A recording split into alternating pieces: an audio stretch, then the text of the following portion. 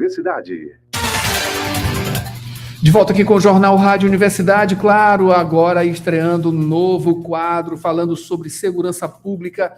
Toda quinta-feira, aqui no Jornal Rádio Universidade, a gente vai receber o especialista Paulo Henrique Matos, que é doutor em História, pesquisador em História Social do Crime, aparatos de policiamento e segurança pública. Não é isso, Paulo? Bom dia, seja bem-vindo aqui à Rádio Universidade, o Jornal Rádio Universidade.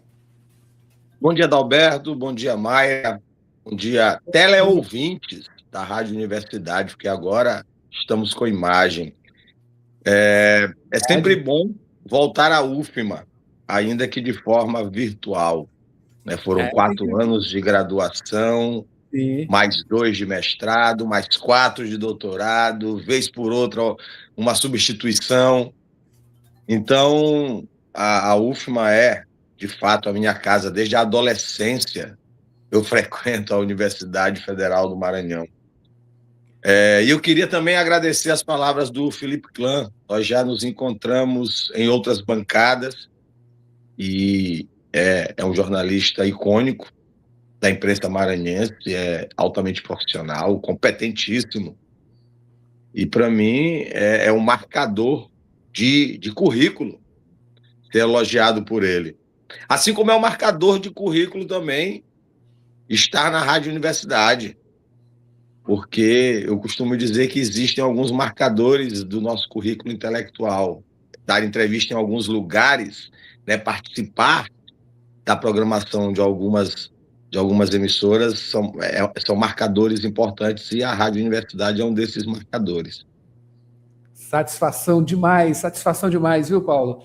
Contar com você aqui, esse time que a gente arregimentou, para trazer informações e análise, muita análise para os ouvintes. Você falando sobre segurança pública, você vai, na verdade, abordar hoje, nessa estreia, a instrumentalização política da segurança nas eleições, que já é um tópico que ele não é novo, isso é coisa velha, antiga, mas que se perpetua. Por quê?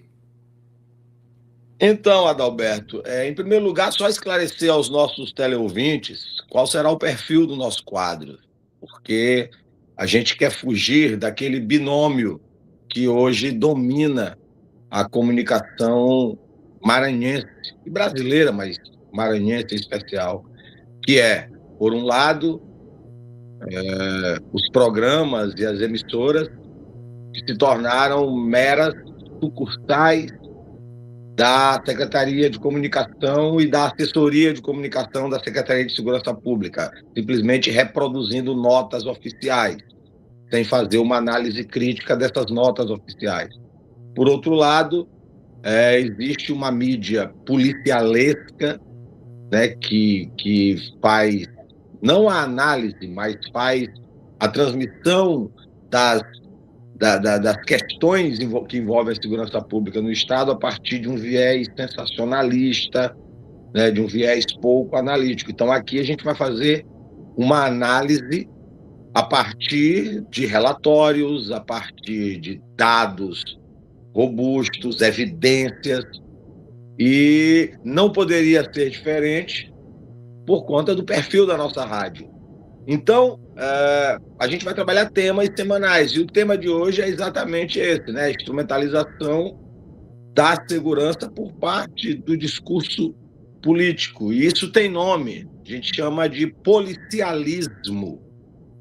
É um conceito acadêmico, mas que reverbera na sociedade a partir do momento que a gente percebe que nas eleições passadas de 2024 nós tivemos a vitória, não a candidatura, mas a vitória de cerca de 850 candidatos que de alguma maneira vincularam suas campanhas à segurança pública, quer seja incluindo em seus nomes patente, função, sargento, coronel, soldado, cabo, delegado, quer seja, se aproveitando da sensação de insegurança por parte da sociedade para promover, geralmente, via de regra, um discurso que deturpa os princípios básicos da segurança pública.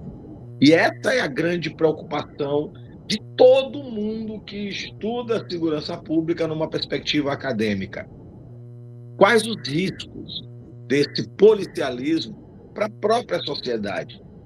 Porque, Adalberto, não há problema nenhum, até porque, como tu já disseste, isso é histórico, não há problema nenhum com a candidatura de ex-secretários de segurança, ou de coronéis, ou de delegados, ou escrivães, ou inspetores, enfim. A grande questão é que existe um perfil dessas campanhas que é nacionalmente definido. Em geral, essas campanhas estão relacionadas a um discurso de enfrentamento constante, um discurso belicista, um discurso baseado na violência, como se isso fosse o único caminho para se resolver o problema da criminalidade no país. O único e o mais eficiente. Quando, na verdade, segurança pública é um tema muito mais complexo, que envolve ações de inteligência, de prevenção, de mediação, e não apenas ações de repressão permanente.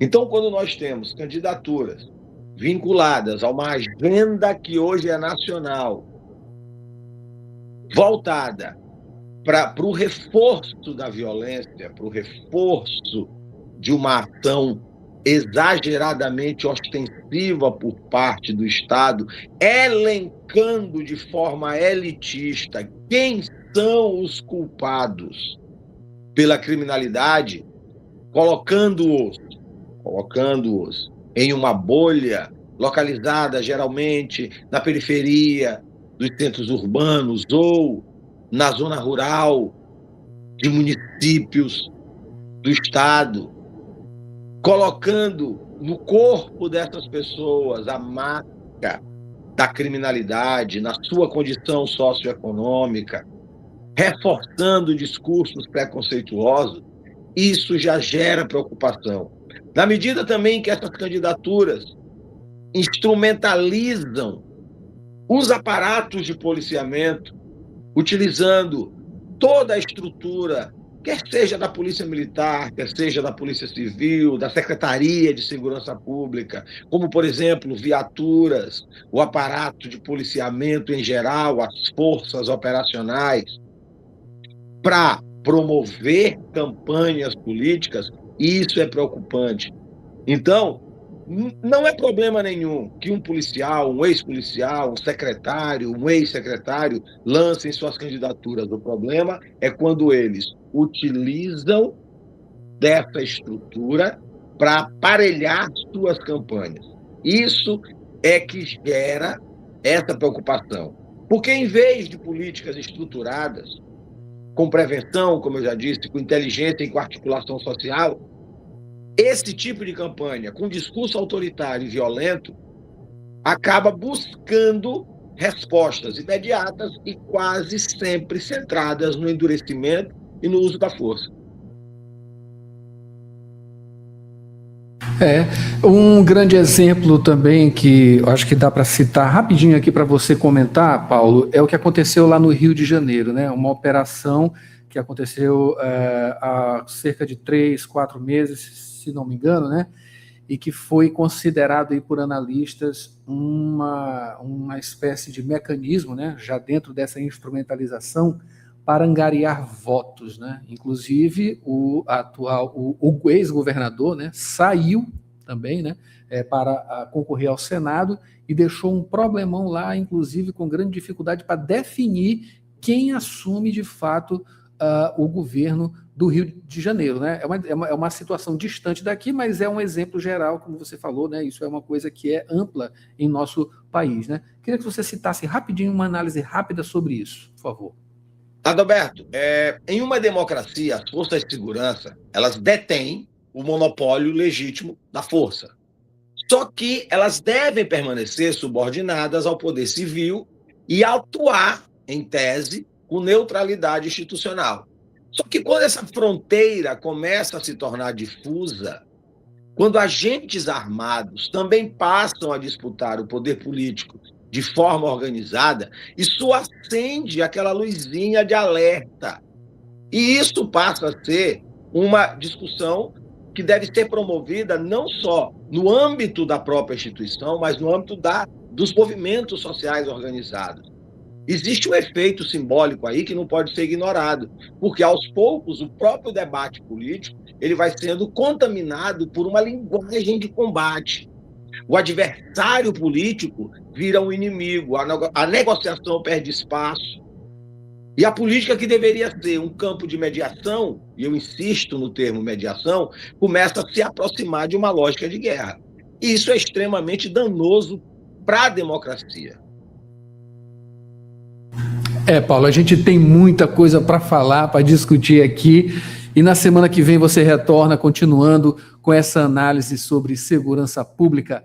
Paulo Henrique Matos aqui com a gente nessa estreia. Paulo, muito obrigado, viu, por aceitar o nosso convite e fazer parte desse time, né? E dando continuidade a esse currículo também, como você falou, né? Na Universidade Federal do Maranhão e agora na Rádio Universidade. Eu que agradeço mais uma vez o convite, Adalberto. E preparem-se que virão análises espinhosas desse tema indigesto e nós vamos mexer em vesperos, com certeza. É isso que o público espera, viu, Paulo? Muito obrigado e até a semana que vem. E aqui, Maria Nogueira, a gente continua. Aliás, agora o jornal Rádio Universidade volta depois do Rádio Ciência, tá? Rádio Ciência agora, produção científica, a gente volta já.